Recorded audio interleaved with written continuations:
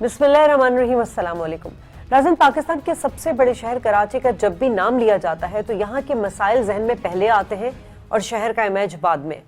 हम पहले भी इस हवाले से कई प्रोग्राम कर चुके हैं। मसाइल हल हो या ना हो, इल्जामात दर इल्जामात का सिलसिला चलता ही रहा है। सिंध हुकूमत विफाक पर और विफाक सिंध पे इल्जामात लगाते रहते हैं और कराची के मसाइल कहीं पीछे रह जाते हैं।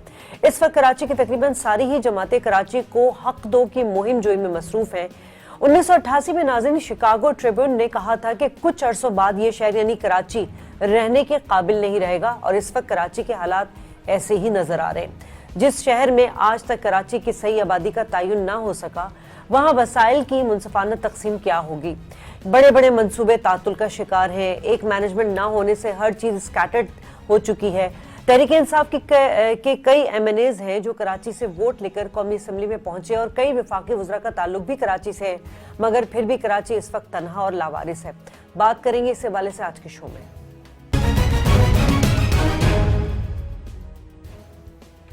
प्रोग्राम के आगाज में मेहमानों का तारुफ करा दूं। इस वक्त मेरे साथ मौजूद हैं सीनियर रहनुमा रजा हारून साहब, स्काइप पे हमें लंदन से ज्वाइन किया है, बहुत शुक्रिया सर। नजमी आलम साहब पाकिस्तान पीपल्स पार्टी के रहनुमा हैं और हमारे साथ बिलाल गफ्फार पाकिस्तान तहरीक इंसाफ से हमें रिप्रेजेंट कर रहे हैं। बहुत शुक्रिया तमाम मेहमानों का। नजमी आलम साहब, हुकूमत में आप हैं, हमेशा सवाल आप ही से करेंगे सिंध और कराची के हवाले से। सर, हालिया कराची का जब भी जिक्र किया जाए तो कराची का इमेज बाद में आता है और मसाइलिस्तान सबसे पहले जहन में आ जाते हैं। सर, क्यों कराची को जमीन, जबान, रंग, नस्ल की बुनियाद पर तकसीम किया गया? हम जिससे भी बात करें वो अपनी बल्ली दूसरे के सर पे डालता है। कौन जिम्मेदार है सर इस शहर की तबाही में? रंग, नस्ल, जबान के खिलाफ तो तकसीम पे हमने हमेशा लड़ाई की। कराची में अपने बहुत कारकुन शहीद कराया, हमने तो उसके अगेंस्ट ही हमेशा किया कि रंग जबान पे कराची को तकसीम नहीं करो। वो MKM ने किया, हम उसके अगेंस्ट लड़ते रहे, वो सारी दुनिया गवाह है और बेनतहा अपने साथी हमने शहीद कराए। उसमें तो हमने ये क्रेडिट होना चाहिए कि रंग नस्ल की बुनियाद से कराची की सियासत को पीपल्स पार्टी ने चैलेंज किया और हमेशा करती है। और जहाँ से आपने बात की, वाकई कराची के अंदर मसाइल बेनतहा हैं। अब मैं देखिए, इस वक्त हमारे पास एक बड़ा इशू ट्रांसपोर्ट का उठा हुआ है, राइट। ट्रांसपोर्ट की जो ग्रीन लाइन और ये बड़ा अच्छा प्रोजेक्ट चल रहा था, यहाँ साहब के दौर में शुरू हुआ था, हम उसको एडमिट कर, लेकिन 2.5 साल से इस पे प्रोग्रेस रोक दी गई। 2.5 साल से इसकी फंडिंग रोक दी गई। साल 1.5 साल तो ये बगैर रोकी गई। अगर वो प्रोजेक्ट अच्छा था, चल रहा था, उसको चलने देते। अभी तक शायद वो कंप्लीट होकर कराची के अवाम उसके मुस्तफीद हो चुके होते, लेकिन वो फंडिंग रोकी गई और रोकने के बाद उसको अब दोबारा जब बहुत ज्यादा डंडा उठा है तो काम शुरू हुआ है। लेकिन दूसरी बात ये कि कराची के अंदर जो एक इशू है कि हम तो अगर सिंध की आबादी को सही काउंट कर लें, आप हमें हमारा शेयर दें, सिंध के आवाम का जो हक बनता है नेशनल रजिस्टर में, तो हम उसको कराची पे भी लगे, लेकिन वैसा नहीं। इस पर हर पार्टी शोर कर रही है कि भाई मर्दमशुमारी का फिगर सही लेके आओ ताकि हमें हमारा सही मिले नेशनल डिस्ट्रीब्यूशन। लेकिन सारे इश्यूज हैं। और ठीक है, मैं ये नहीं कहता कि पीपल्स पार्टी के पास ये भी गलतियां हैं, उसको सही होना चाहिए था। लेकिन जब हम 2008 से 2013 तक हुकूमत में रहे, फेडरल गवर्नमेंट में भी, सिंध में भी, तो मेरे भाई रजा बैठे में हैं, उस वक्त हमारा एक एग्रीमेंट था कि कराची हैदराबाद के इश्यूज में MKM के अप्रूवल के बगैर हम कुछ नहीं कर सकते थे, गवर्नर देखते थे, ये तारीख का हिस्सा है। लेकिन सर पाकिस्तान पीपल्स पार्टी की जो पुरानी जमात थी, जो अभी है, साबका हैयत जो साबका पीपल्स पार्टी और जो मौजूदा पीपल्स पार्टी है, मतलब उसकी हैयत की बुनियाद पर हमने देखा कि इंटीरियर सिंध की जो पार्टी बनती हुई हमें नजर आई है पाकिस्तान पीपल्स पार्टी। आप देख लें कि जितने मिनिस्टर्स हैं, किसी का लाड़काना से ताल्लुक है, किसी का नवाब शाह से ताल्लुक है, किसी का खैरपुर से है, किसी का शिकारपुर से है। कराची का स्टेक और कराची का इंटरेस्ट सिर्फ इतना है कि ये यहाँ से रेवेन्यू जनरेट करता है। सर देखिए, कराची से हमारे एजुकेशन और लेबर डिपार्टमेंट उनके पास है। हमारे मुर्तजा उनको जनरल रिसीव करे, उनके पास मिनिस्टर, वो भी तो कराची से थे ना। मिनिस्टर का स्टेटस के साथ कराची से मुर्तजा, आप कराची के बैरिस्टर हैं, उनके पास है। ठीक है। अच्छा रजा साहब मैं के पास यूनिवर्सिटी है तो आप ऐसे नहीं, ठीक है। ऑब्वियसली जिधर से आपके ज्यादा एमपी होंगे आपके मिनिस्टर्स भी वहां से होंगे, इसके ऊपर तो किसी को नहीं। चले रजा साहब, कराची की तारीख में जो हुआ उसके रिएक्शन में हमने देखा कि एमक्यूएम बनी हमें नजर आई, उसके बाद जो है कराची को महाजिर सिटी कहा गया। सर ये रंग और नस्ल की बुनियाद पर ही कराची की तबाही हुई है, आप समझते हैं कि इसकी जिम्मेदार यही है, लसानियत ही है? बहुत अच्छी बात की है सर जी आपने, और बड़े मेरे सीनियर हैं नन्ही भाई, मुझसे ज्यादा सियासत को समझते हैं।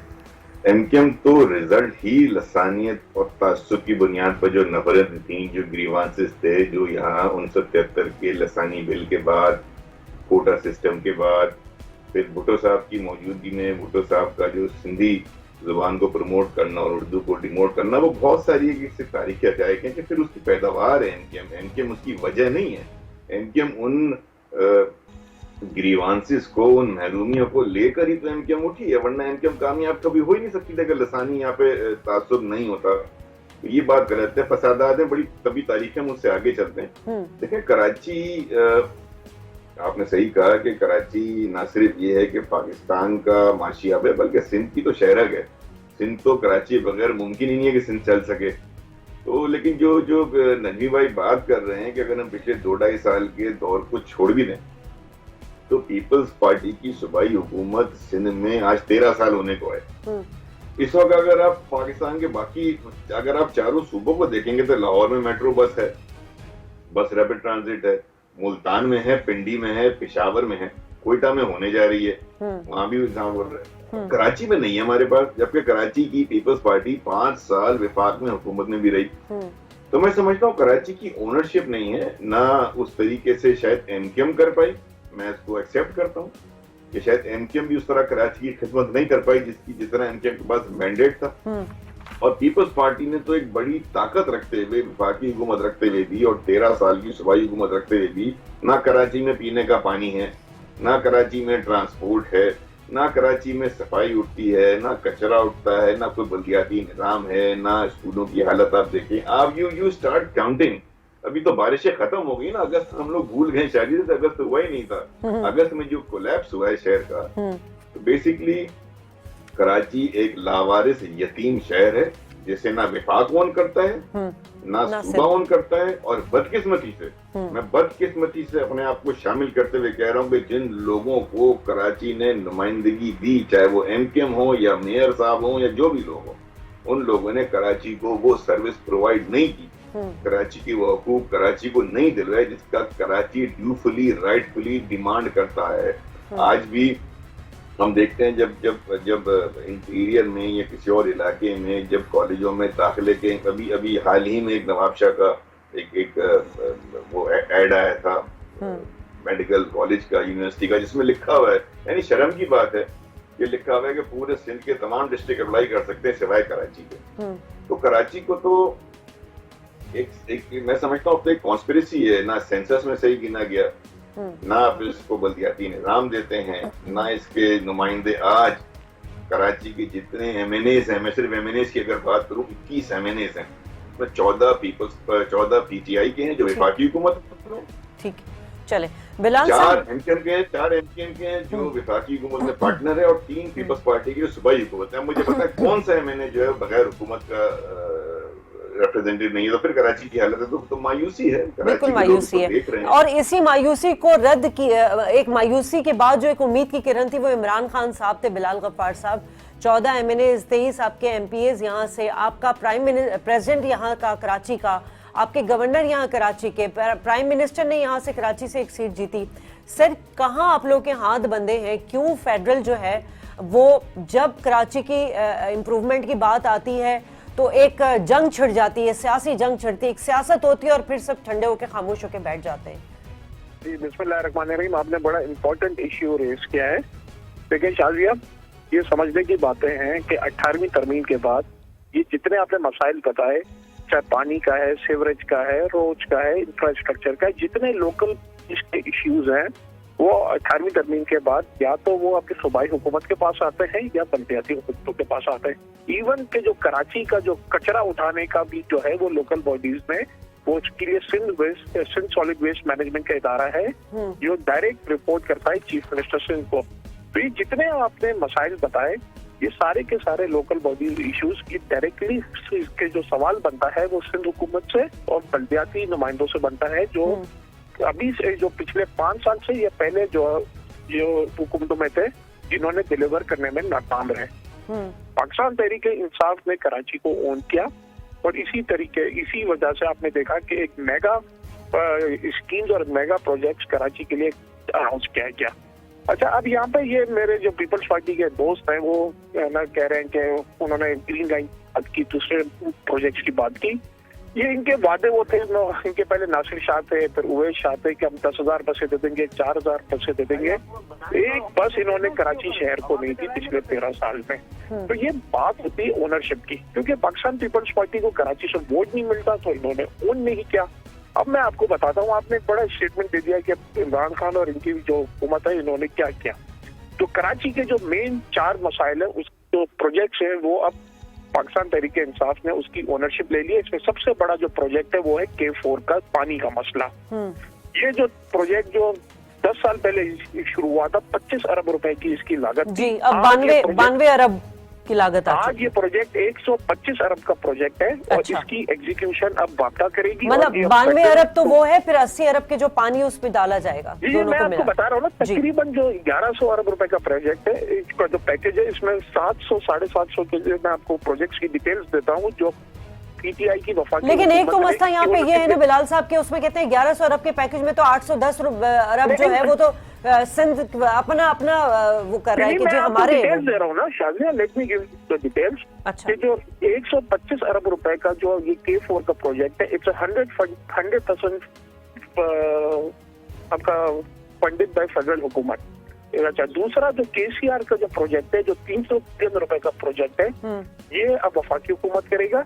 इसी तरीके से जो ड्रेन श्रमेज है, नाले हैं, और जो आपके जो 44 टोटल नाले, जिसमें 5 बड़े नाले, उनके रीसेटलमेंट प्लान, उनका रिहेबिलिटेशन, वो भी NTMA के थ्रू FWO वो वफाकी हुकूमत करेगी।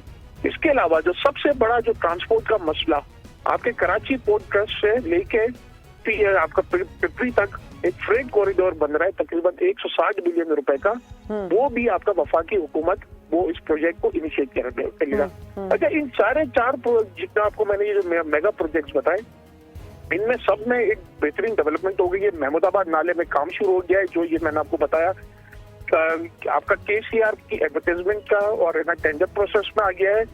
वापडा जो है उसने रीडिजाइनिंग के लिए चले गया है, और उसका अब जो मैंने आपको बताया, लेकिन सर ये K4 जो वापडा को अब दे दिया गया है। अब मैं आपको बताऊं रूट कॉज क्या है कि कराची में जो मसाइल हल क्यों नहीं हुए।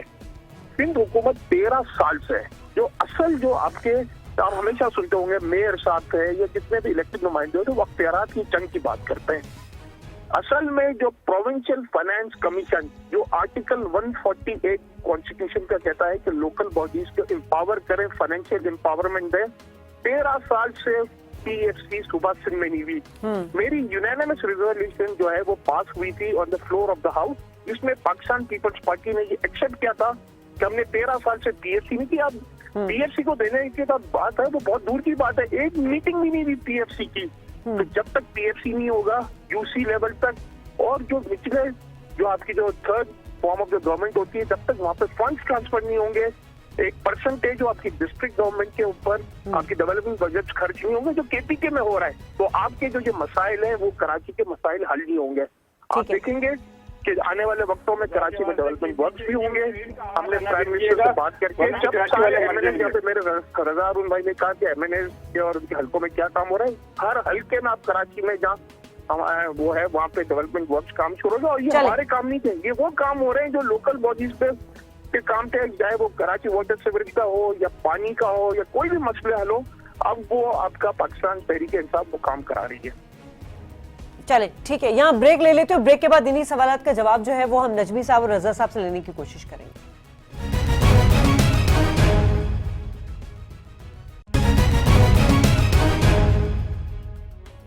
Welcome back Nazin. अब जो कराची के मसाइल हैं, जब भी हम इन पर डिस्कशन करते हैं तो हमें सिर्फ सियासत नज़र आती है और ये नज़र आता है कि जी ये मेरा डोमेन नहीं था, ये इस जमात का डोमेन था या ये इस इदारे का डोमेन था। रज़ा साहब, जितने भी बड़े शहर हैं दुनिया में, वहाँ पे सिटी गवर्नमेंट एक ही जो है वो गवर्नमेंट नाफिज होती है, लोकल गवर्नमेंट हो गई, सिटी गवर्नमेंट हो गई। सर, क्यों हमारे कराची को मेट्रोपॉलिटन सिटी है, इसको क्यों इस तरह सिस्टमाइज नहीं किया गया, क्यों इस तरह की एक मैनेजमेंट नहीं रखी गई?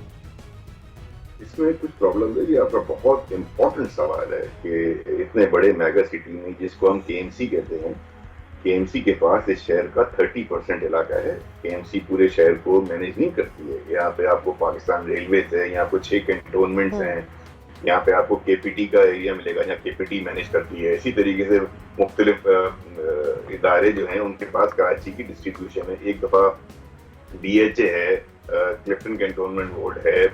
साइट का एरिया जो है उसकी अपनी म्यूनिसिपल फंक्शन अलग है।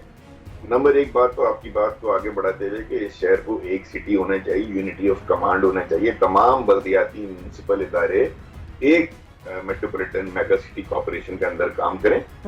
दूसरी बात जो सबसे इम्पोर्टेंट है वो ये है कि देखिए, ये जो बल्दियाती निज़ाम है, लोग जो 18वीं तरमीम की बात होती है, लोग तालियां बजाते हैं। 18वीं तरमीम उस वक्त कामयाब होती है जब उसका असर लोकल गवर्नमेंट, मकामी हुकूमतों का आ जाता। यानी कराची की मकामी हुकूमत एक होती जो कराची के ये बल्दियाती मसाइल, अब ये वजीर आजम साहब अगर जो है वो पानी की पाइपलाइन ठीक करने के लिए उसके मंसूबे के सदा के तो शर्म की बात है, शर्म आनी चाहिए। या अगर हमारे बड़े बड़े इदारे बैठकर अगर महमूदाबाद का नाला और उसके ऊपर से आबादी हटवा रहे हैं तो ये बड़े शर्म की बात है। ये बल्दियाती काम है, हमारी मकामी हुकूमत की पावरमेंट। करना क्या चाहिए हमें? नंबर 1, हमें यूनिटी ऑफ कमांड करना चाहिए, इस शहर का मास्टर प्लान होना चाहिए। और मोस्ट इम्पोर्टेंट, आज ही हमारे दोनों यहाँ जो बैठे हुए हैं पीपल्स पार्टी के नजमी भाई और बिलाल गफ्फार भाई तहरीक इंसाफ के, ये काम क्यों नहीं करते? ये 140A से आगे बात क्यों नहीं करते कि आइन में एक तरमीम करें और पार्ट 4 में चैप्टर 4 का इजाफा कर दें। जिस तरह विफाकी हुकूमत का तस्करा आइन में, जिस तरह सूबाई हुकूमत का तस्करा, इस तरह वो एक लोकल गवर्नमेंट्स का बाकायदा तस्करा कर दें, चैप्टर 4 का इजाफा कर दें। उसी चैप्टर 4 के अंदर ये पीएफसी अवार्ड जिसकी ये बात कर रहे हैं बिलाल भाई, पीएफसी अवार्ड कॉन्स्टिट्यूशनल प्रोविजन नहीं है, कॉन्स्टिट्यूशन में सिर्फ एनएफसी का जिक्र है। तो उसी चैप्टर 4 में आप अपने बल्दियाती निजाम को कॉन्स्टिट्यूशनल प्रोटेक्शन देते हुए, अमेंडमेंट करते हुए पीएफसी का इजाफा भी कर दें। उसके बाद 2 काम करें, मास्टर प्लान हो गया, आइन में तरमीम हो गई।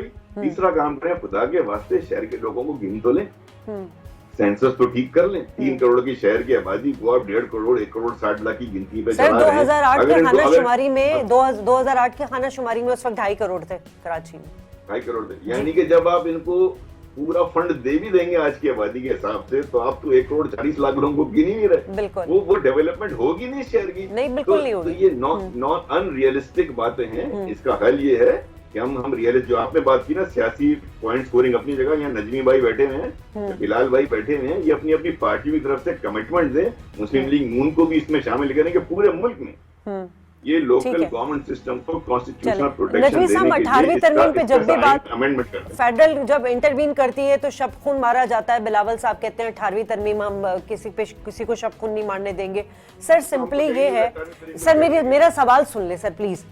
क्यों म्यूनिसिपल मैनेजमेंट नहीं है इस शहर में? दुनिया के बड़े बड़े मेट्रोपॉलिटन शहरों में एक म्यूनिसिपल मैनेजमेंट है, तमाम इदारे उसके अंडर आते हैं। क्योंकि हमारे यहाँ तो इदारों का पता ही नहीं, कोई किसी के अंडर है, कोई स्कैटर्ड हुई हुई चीजें।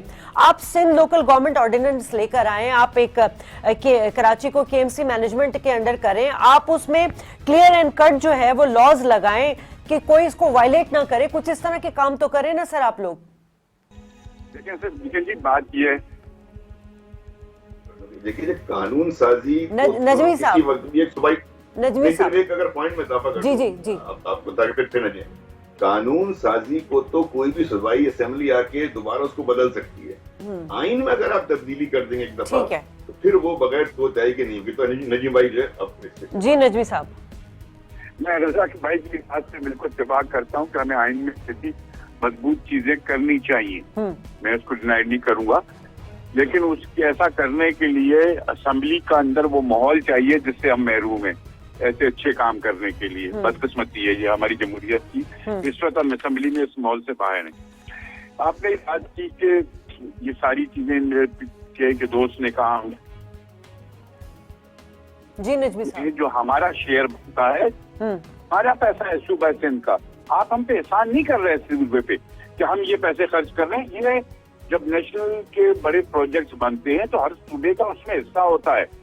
ये हमारा पैसा है जो एक्निक में आप ये मंसूबे एक्निक में अप्रूव होते हैं, ये हमारा जो शेयर है सूबा सिंध का, आप उसमें से कर रहे हैं। आप हम पे कोई एक्स्ट्रा पैसे नहीं दे रहे हैं हमें कि जी हम कराची को या सिंध को अपने नॉर्मल बजट से हट के पैसा कोई दे रहे हैं। तो बराए मेहरबानी इसको आप दुरुस्त कर लें कि आप ऐसा नहीं कर रहे। आप हमारे जो कह रहे हैं कि फाइनेंस कमीशन का इजलास बुलाओ ताकि दोबारा। सर ये तो नजमी साहब, ये तो अभी 2.5 साल की हुकूमत आई है ना सर, उससे पिछले का हिसाब भी तो आपने से मांगा जाता है ना सर। मैं तो ये अर्ज कर रहा हूँ ना कि 2.5 साल से आप फाइनेंस कमीशन का इजलास क्यों नहीं बुला रहे? बुलाए ना नेशनल फाइनेंस कमीशन का। उसमें सर ये जो आप लोग के प्रोजेक्ट्स पेंडिंग में पड़े हुए ना, वो 10 साल 15 साल से पड़े हुए सर।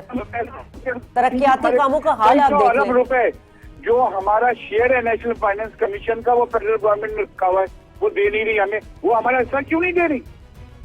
तो हमारा राइट है आइन के मुताबिक, जो हमारा शेयर बनता है वो क्यों नहीं हमें मिल रहा सिंध को? तो अब सर जब वो देने को तैयार नहीं है इमरान खान साहब। ये अच्छा, अभी कुछ अर्से पहले कराची के हवाले से मुराद अली शाह की और असद उमर की भी एक मुश्तरका प्रेस कॉन्फ्रेंस हुई थी। आप लोग मिल बैठे थे कराची के मसाइल हल करने के लिए। क्या हुआ उसका? मतलब कराची ट्रांसफॉर्मेशन प्लान ये है कि हर चीज एक मुल्क में किताब है जिसको कॉन्स्टिट्यूशन ऑफ पाकिस्तान कहा जाता है। आप उससे हट के नहीं चल सकते, वो करना उससे हट के नहीं चल सकते। फाइनेंस कमीशन ने अगर फेडरल गवर्नमेंट ने करना है कोई काम तो वो एक तरीकाकार है। अब ये चाहते हैं कि हम गवर्नमेंट को इन्वॉल्व ना करें, तो ऐसा नहीं हो सकता। ये बिल्कुल ये इनको समझाते हैं कि आप करें आए। और ये अच्छा कह रहा हूँ में लगाने की बात कर रहे हैं। और अभी बड़ी जोर से शोर हो रहा था कि जी इतने फायर टेंडर सिंध को दिए गए बल्दिया कराची को। हमने 4 साल पहले 97 लाख रुपीस का फायर टेंडर खरीदा विद कस्टम ड्यूटी, और अब इस वक्त 2.25 करोड़ का फायर टेंडर खरीदा गया है विदाउट कस्टम ड्यूटी। इसका भी कोई फेडरल गवर्नमेंट हिसाब दे दे कराची के अवाम को। जी बिलाल साहब है मेरे साथ, बिलाल गफ्फार साहब, आप बल्दिया का अकाउंट चेक कर लें। गवर्नमेंट ने 97 लाख रुपीस का फायर टेंडर हमने 4 साल पहले खरीदा। अब बिलाल गफ्फार साहब ड्यूटी आ रहा है। जी बिलाल गफ्फार साहब की लाइन ड्रॉप हो गई है, मैं कहूंगी उनको दोबारा कॉल मिलाएं ताकि वो इस सवाल का जवाब दें।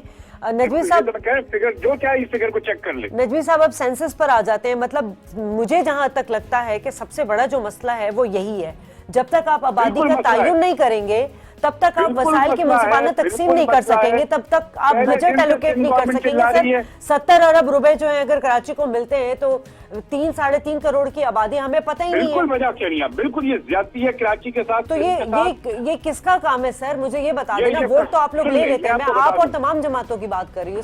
मैं आपको बताऊं, जब ये मियां साहब की गवर्नमेंट खत्म हुई, इमरान खान साहब जब जिस इलेक्शन के जरिए इलेक्ट हुए, उससे पहले सारी पार्टियों ने असेंबली में बैठ के कंसेंसस पे एक आईनी करारदाद पास की जिसको 24th अमेंडमेंट कहते हैं। ठीक है, उसमें सब पार्टियों को दस्तखत हैं जिनकी भी असेंबली में नुमाइंदगी हुआ कि क्योंकि मुल्क के इलेक्शन रुक जाएंगे, सेंसस नोटिफाइड नहीं है। जब नोटिफाइड ना हो तो आप नई हल्काबंदी नहीं कर सकते, वो लीगल नहीं होते। तो उससे बचने के लिए सारी पार्टियों ने कि मुल्क में इलेक्शन नहीं हो पाएगा, एक 1 टाइम अमेंडमेंट की गई जिसमें लिखा हुआ है कि ये अमेंडमेंट इस दफा 2018 के जनरल इलेक्शन और उसके बाद इस इलेक्शन के सिलसिले में होने वाले बाय इलेक्शन तक है। 2023 का इलेक्शन नहीं हो सकता इस पे, और बलियाती इलेक्शन भी मजबूरी है, नहीं हो सकती, तो इलेक्शन कैसे होंगे? उसमें ये लिखा हुआ था कि फेडरल गवर्नमेंट 5% रेंडम चेकिंग कराएगी, उसका जो रिजल्ट आएगा वो पब्लिक दिखाया जाएगा, उसके बाद उसमें जो गलतियां होंगी उनको सही किया जाएगा और सेंसस को नोटिफाइड किया जाएगा।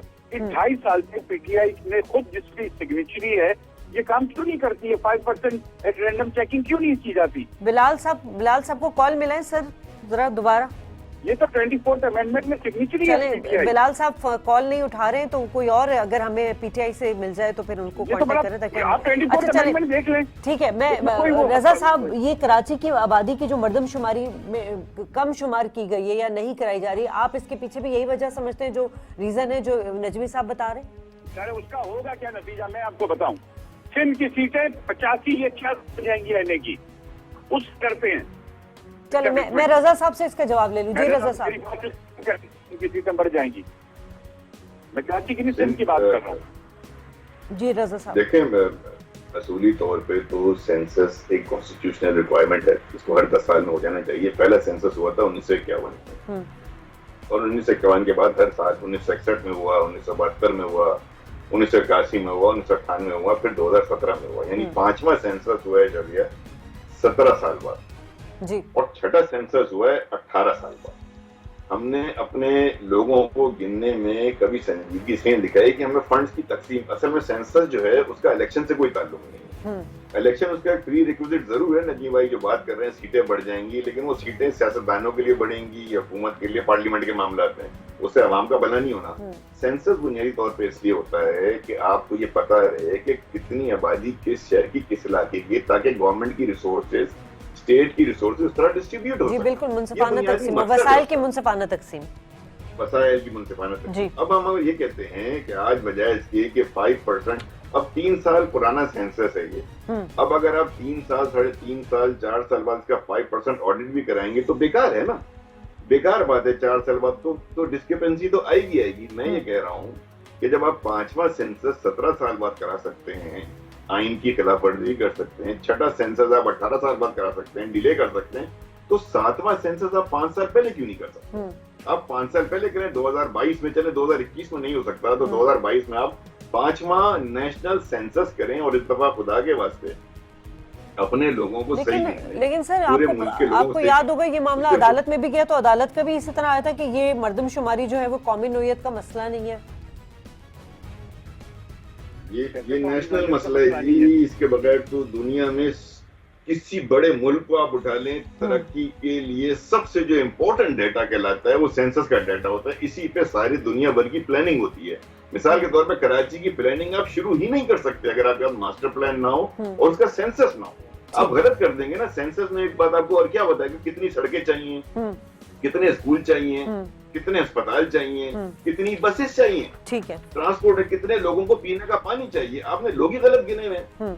तो नजमी साहब, चीज सही नहीं होगी तो census is very important. Najmi साहब, एक तो ये मामला हो गया कराची का कि मैं सेंसस एग्री विद रजा, मैं रजा की बात से बिल्कुल एग्री करता हूँ। ये बात बिल्कुल फिगर बदल चुके। 5% पे आप जब जाएंगे तो वो फिगर, अगर उसमें कोई गलती भी उस वक्त की है, बदयांती या गलती हुई, वो आबादी बढ़ के और ज्यादा बढ़ जाएगी, वो गलती और ज्यादा बढ़े तो करा लें। सर किसने कराना है मुझे ये बता देना। आपसे बात करो, आप कहते हैं हम गए अदालत में। नहीं, फेडरल गवर्नमेंट करेगी ना। मैं वही बात कर रही हूँ।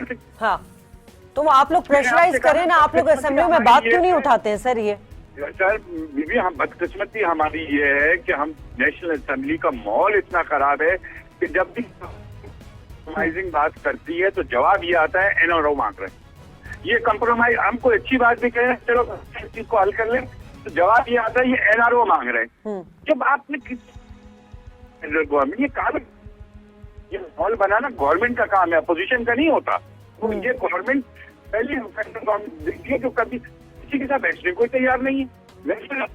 क्यों बैठने को तैयार नहीं है? वजह क्या है मुझे ये समझ में नहीं आ रहा। बिलाल गफ्फार साहब, आपकी लाइन ड्रॉप हो गई थी सर। बड़े अहम सवालात आपसे करने थे जो कि अब टाइम भी हमारे पास शॉर्ट हो गया। सर मुझे ये बता दीजिए कि मर्दमशुमारी जो है वो पीटीआई की फेडरेशन में हुकूमत है, और मर्दमशुमारी जो है कराची बहुत कम की गई। 2008 की खाना शुमारी में उस वक्त 2.5 करोड़ थे। अब तो 3 साल हो गए सेंसस हुए हुए कि पता नहीं आबादी कहाँ पहुंच गई होगी। फेडरेशन क्यों इस पे फोकस नहीं कर रही है सेंसस के मामले पे? पहली बात तो ये कि सेंसस हुई थी, हमारे बनी हुई थी, और हमने ये जो कैबिनेट ने जो डिसीजन दिया यही है कि सेंसस को अप्रूव जो करेगा वो कॉमन इंटरेस्ट का फोरम है। This is the right forum जो सेंसस को अप्रूव करता है जो भी आगे। इन टाइम जो हमारे मिनिस्टर ऑफ प्लानिंग उन्होंने एक कमिटीज फॉर्म की जिसमें तमाम जो इंस्टीट्यूट हैं, जो स्टेक होल्डर्स हैं, ये पता करना है कि पूरी दुनिया में इंटरनेशनल क्या बेस्ट प्रैक्टिसेस हैं फॉर द सेंसस। और हमने अब जो अगला सेंसस करना है वो हमें करना है साइंटिफिक तरीके से, ताकि जो एतराजात ये 1970 में भी आए थे, जो बाद में दूसरे जो सेंसस हुए थे उसमें भी ये हुए थे, और ये एतराजात सिर्फ कराची में नहीं है, ये एतराजात पेशावर में भी है और दूसरे में भी है। तो ये सिर्फ कराची का मसला नहीं है। लेकिन सर, जो कराची का जितना बुरा हाल कराची का इस वक्त है, शायद किसी दूसरे शहर का नहीं है। कि ये पे इशू है और इस पे हमारी ये एक अंडरस्टैंडिंग है, और इस पे जल्द से जल्द, पिछला जो सेंसस हुआ था वो डिले हुआ था, तो हमें अब 10 साल का इंतजार नहीं करना, और जितना जल्द हो जाए, क्योंकि इसमें आपने एडमिनिस्ट्रेटिव डिसीजन भी लेना है, फाइनेंशियल एस्पेक्ट्स को भी देखना है, तो हमने ये डिसाइड किया है कि जितना जल्द हो हम अगले सेंसस के लिए चले जाए। और हो सकता है कि जो आने वाले बजट है उसमें कुछ सेंसस के लिए जो है वो एलोकेशन भी हो जाए, और हमारी ये कोशिश है कि वो अगले इलेक्शन से पहले एक फ्रेश सेंसस हो। ठीक है रजा साहब, आप समझते हैं कि मर्दमशुमारी का दोबारा अगर कराई जाएगी तो कोई आईनी मसला तो नहीं आएगा फिर इस पे? कोई आईनी मसला नहीं होगा। आपके पास ऑलरेडी आपको 2021 में आपका 8वां सेंसस होना चाहिए था 10 साल की गैप से। आपके अभी तक सिर्फ 6 सेंसस हुए थे। ये ऑलरेडी शॉर्ट सेंसस, बिकॉज आपने 5वें और 6ठे सेंसस में 17 और 18 साल लगा दिए। तो मैं समझता हूँ बिलाल भाई को ये बात अपनी क़यादत से करनी चाहिए कि 7वां सेंसस जो असूलन 8वां होना चाहिए था, उसे 2022 में अनाउंस कर दें। ये जो रिकाउंटिंग की जो बात हो रही है, सैंपल ऑडिट की जा रही है, उसमें जो पाकिस्तान ब्यूरो ऑफ स्टैटिस्टिक्स ने वही कामीना को जब अपनी समरी दी तो उन्होंने बताया कि इस रिकाउंटिंग में हमारे 8 अरब रुपए खर्च होंगे। अब आप मुझे बताएं, 8 अरब रुपए खर्च करके आप रिकाउंटिंग करेंगे, ऑडिट करेंगे, वो भी ठीक नहीं होगी। जाहिर है, जिसने पहले सही नहीं गिना वो ऑडिट में क्या सही गिनेगा। इसके बजाय आप एक खतीर रकम रख के आप एक नेशनल सेंसस को, पूरे मुल्क के सेंसस की फिगर को दोबारा ठीक कर लें। 8 अरब जाया मत करें। 20-22 अरब रुपए में आपने 6ठा सेंसस कराया था, 20-22 अरब रुपए में आप अपना 7वां सेंसस करा लें, उसको 2022 में हो जाना चाहिए। ठीक है बिलाल साहब, एक सवाल जो कि इन तमाम चीजों से हट कर है, कराची में हमने जितने माफिया सिस्टम एक्टिव देखे हैं, आपको पता है हर जगह माफिया बने हुए हैं। मुझे ये बता दीजिए कराची को इस वक्त कंट्रोल कौन कर रहा है सर?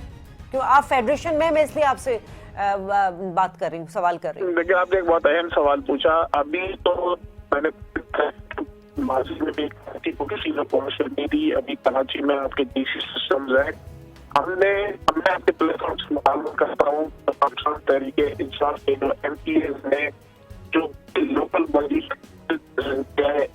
है, तो पीपल उसको चेक करें। और हमारा ये एक मुतालबा है। नहीं सर, अभी नजवी साहब से जब ये सवाल किया गया, फाइनेंशियल एम्पावरमेंट को, और हमारा मुतालबा है कि इलेक्शन हो डायरेक्ट का, ताकि के अमाउंट जो है वो उसके साथ फाइनेंशियल एम्पावरमेंट की हो। और जो पिछली बार को भी इंतजाम था, वो जहाँ पे इख्तियारात का रोना, इख्तियारात की जंग, वो नहीं होनी चाहिए। और अब हम बर्दाश्त ही नहीं कर सकते कि जो कराची सर वो ये कहते हैं कि जहाँ पे ये बातें अवामी मसाइल के लिए, कराची की बेहतरी के लिए होने चाहिए, जो फोरम है। जवाब है कि जो अभी जो कराची कंट्रोल कर रहा है वो आपका सिंध हुकूमत कर रहा है। सारे जो अभी जो एडमिनिस्ट्रेटिव पावर्स है वो सारी आपकी सूबाई हुकूमतों के पास है। और अभी भी आप देखें क्या गवर्नेंस का इश्यू है, कचरे का इश्यू है, कचरा नहीं उठा सकते ये सिंध हुकूमत। इनकी सिंध सॉलिड वेस्ट मैनेजमेंट है, SBCA है, वाटर बोर्ड है, ये सारे जो इदारे हैं ये मुराद अली शाह साहब के मातहत आते हैं। और बैड गवर्नेंस, करप्शन की और नालायकियां आपको हर इदारों में मिलेंगी। रजा साहब, मैं तो बड़ी मायूस होती हूँ जब प्रोग्राम का एंड होता है, मुझे कराची के हवाले से कभी कोई सोल्यूशन नजर नहीं आता। नजवी साहब की गुफ्तगू भी आपने सुनी, बिलाल साहब की भी गुफ्तगू आपने सुनी। मैंने आपको कह दिया ना, इम्प्लीमेंटेशन आर्टिकल 140 है ये सर। वो उस फोरम पे तो कोई संजीदगी दिखाता ही नहीं ना, कोई सियासी जमात बात ही नहीं करना चाहती है वहां। तो फिर अजीब अजीब बातें, चोर डाकू NRO नहीं देंगे, ये करेंगे सर, यही सारी चीजें नजर आती हैं। अमेंडमेंट के या कानून में तरमीम के हवाले से तो कब देखा हमने किसी भी सियासी जमात के नुमाइंदे को, जिसको अवाम ने वोट दिया हो, वो सीरियस तौर पे आके बात कर रहा हो? बिलाल साहब, मैं समझता हूँ कराची के लोग इतने ज्यादा मायूस हैं, और पाकिस्तान का आईन ना तो तहरीक इंसाफ को इख्तियार देता है, ना पीपल्स पार्टी को। कराची के लोग या पाकिस्तान के शहरी किसी सियासी जमात की तरफ नहीं देखते, वो देखते हैं अपनी रियासत की तरफ। क्योंकि उनका मायदा जो आइन है ये कॉन्ट्रैक्ट है ना एक शहरी का एक अपनी हुकूमत के साथ। तो हमें तो वफाकी हुकूमत और सूबाई हुकूमत के बहाने नहीं चाहिए। कराची के शहरियों को किसी भी हुकूमत से ये नहीं चाहिए कि हम यहाँ नहीं है, हम वहाँ नहीं है। और भाई कराची का 70% जो मैंने आपको बताया एरिया तो विफाक के कंट्रोल में, कैंटोनमेंट्स हैं, रेलवे की है, केपीटी है, ये तमाम चीजें विफाक के पास हैं। बिल्कुल। देखिए ये बिल्कुल एक विफाकी हुकूमत के नुमाइंदे होने के नाते मैं बिलाल भाई से कहूंगा कि बहाने और ये जो पैकेजेस हैं या बड़े बड़े बातें कर देना, और कभी आप लोग देख रहे हैं पूरे मुल्क के, मैंने हर सुबह बताया बस रैपिड ट्रांसपोर्ट सिस्टम आ गया, नई बसें चल रही हैं। कराची जितना कंट्रीब्यूट करता है टैक्स में, यहाँ की बसों की हालत देख लें, टूटी फूटी बसों में यहाँ का शहरी घूम रहा है। सर अब ये शहर रहने के काबिल नहीं रहा है रजा साहब। मैं आपको बता दूं कि जो ग्रीन बस के टेंडर्स के दे दिए गए और इंशाल्लाह ताला जुलाई अगस्त में जो फर्स्ट फेज है ग्रीन बस का वो इंशाल्लाह ताला इनॉग्रेट हो जाएगा। चले जी, अल्लाह करे जी, जो बातें आप लोग कर रहे हैं वो मतलब आवाम उसको अपनी जिंदगी में जो है उसको देख सके होता हुआ। रियासत के अंदर जो लोग हुक्मरान बैठे हैं अल्लाह ताला को तौफीक दे अपनी सियासी पार्टियों से वालातर होकर आवाम की खिदमत कर सके।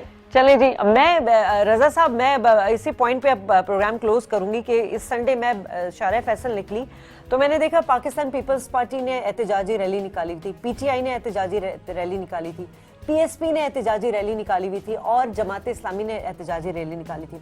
मैं 3.5 घंटे वहां पे स्टक रही शारा फैसल में और हर जगह पे एक ही चीज लिखी थी, कराची को हक दो। यकीन करें आप, मेरे दिल से निकला कराची की जान छोड़ दो, बस, और मैं कुछ नहीं कहूंगी। रजा साहब मैं आपको शुक्रिया अदा करना चाहूंगी, बिलाल साहब आपका, नजमी साहब आपका। प्रोग्राम से इजाजत चाहूंगी, अल्लाह निगहबान।